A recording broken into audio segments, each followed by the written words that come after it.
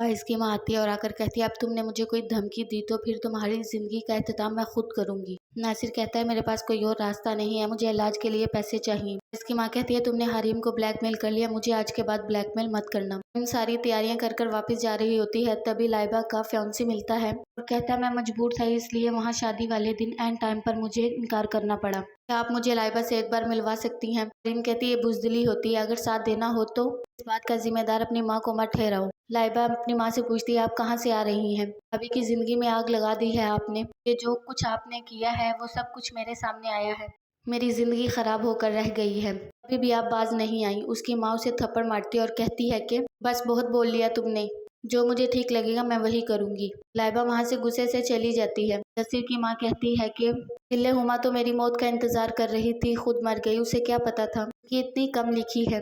तभी मुदस्सिर आ जाता है और कहता है माँ आप कैसी बातें कर रही हैं, तुम आपको भी देर हो गई होगी, आप भी घर चली जाएं। अब मुदस्सिर की माँ वादा लेती है कि तुम मुझे मिलने जरूर आया करोगी। हरीम वादा करती है कि जी जरूर आया करूंगी। वह मुदस्सिर को कहती है जाओ इसे घर छोड़कर आओ, रात बहुत हो गई है। इसके अब्बू कहते हैं कि मुझे नहीं समझ आता हम कब तक यहाँ पड़े रहेंगे, दिल से बात करो, हमारे अकाउंट जो फ्रीज है वो ठीक हो जाए, हम भी यहाँ से जाएं। तभी लाइबा आती है और आकर बताती है कि फाइज आ रहा है। वहाँ परेशान हो जाती है, तभी फाइज वहाँ पहुँच जाता है। हरीम को देखता है कि मुदस्सिर के साथ आ रही है। मुदस्सिर को कहती है कि कुछ बातें बोल देनी चाहिए, दिलों पर बोझ बन जाता है वरना। फाइज कहता है हाँ सच कह रही हो बीबी, तुम अपने दिल का बोझ तो हल्का कर लेती हो बीबी तुम, लेकिन दूसरों के दिलों पर बोझ बना देती हो। हरीम कहती है कि मुझे कोई अफसोस नहीं तुम्हारी इन बातों से। मुदस्सिर के साथ वो अंदर चली जाती है। फाइज अपने माँ बाप को कहता है ये आखिरी ठिकाना था जहाँ आकर आपने रहना शुरू किया है, दुनिया में और कोई ठिकाना ना मिला आप लोगों को, ये आखिरी चेहरा था जिसे मुझे मिलने की हसरत थी, जिससे मुझे मोहब्बत थी। अभी हरीम आ जाती है और आकर कहती है कि